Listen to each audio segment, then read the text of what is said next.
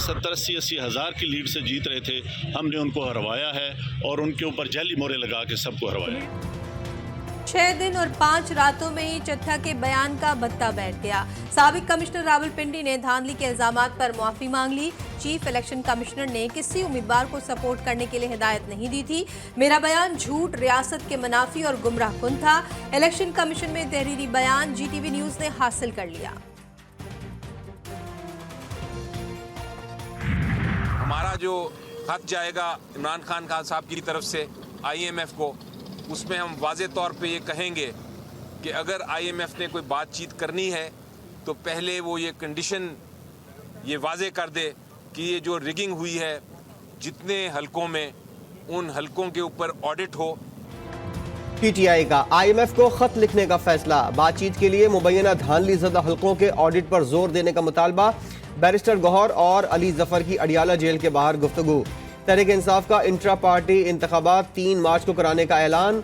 Ali Zafar chairman और Umar Ayub secretary general की उम्मीदवार।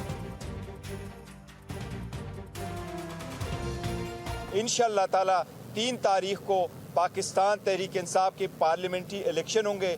इस मरतबा इंशाअल्लाह ताला चेयरमैनशिप के लिए हमारे कैंडिडेट अली जफर साहब होंगे इंशाअल्लाह ताला, और उमर अयूब साहब हमारे सेक्रेटरी जनरल के लिए कैंडिडेट होंगे। ये खान साहब का फैसला है। हम बाकी सारे पार्लियामेंट्री रोल प्ले करेंगे इंशाअल्लाह ताला और अली साहब को कामयाब करवाएंगे। सुन्नी इत्तेहाद काउंसिल को मखसूस नशिस्तें मिलेंगी या नहीं, दरख्वास्त पर इलेक्शन कमीशन फैसला आज सुनाएगा। पंजाब और सिंध में मखसूस नशिस्तों का नोटिफिकेशन जारी। नून लीग को पंजाब में खवातीन की 36 मखसूस नशिस्तें मिल गई। पीपल्स पार्टी को 3, काफ लीग को 2, IPP को 1 नशिस्त मिली। पंजाब असम्बली में मुस्लिम लीग नून को 5 अक़लियती नशिस्तें दे दी गई। इलेक्शन कमीशन ने सिंध की मखसूस नशिस्तों का नोटिफिकेशन जारी कर दिया। सिंध असम्बली में खवातीन की 29, अक़लियतों की 9 मखसूस नशिस्तें हैं। पीपल्स पार्टी की 20 खवातीन अरकान मुंतखब। सिंध असम्बली में अक़लियतों की 7 मखसूस नशिस्तों पर पीपल्स पार्टी के अरकान मुंतखब। खवातीन की मखसूस नशिस्तों पर MQM की 6, GDA की 1 रुकन मुंतखब। सिंध असम्बली में अक़लियत की नशिस्त पर MQM के 2 अरकान मुंतखब हुए।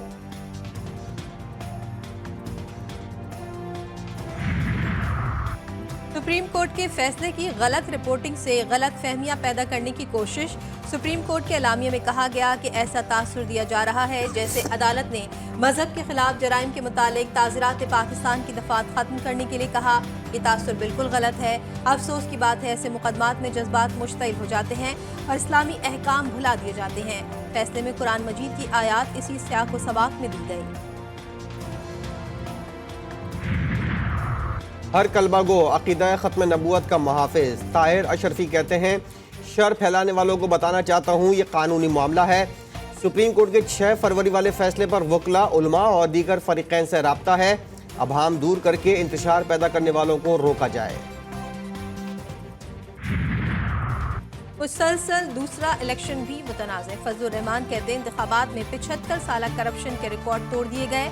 आइन का तहफ़्फ़ुज़ हमारी जिम्मेदारी है।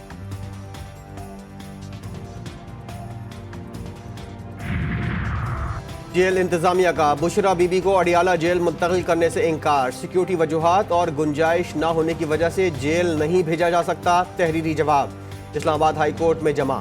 चीफ कमिश्नर को जवाब जमा कराने के लिए वक्त मिल गया। समाअत 2 हफ्ते के लिए मुलतवी।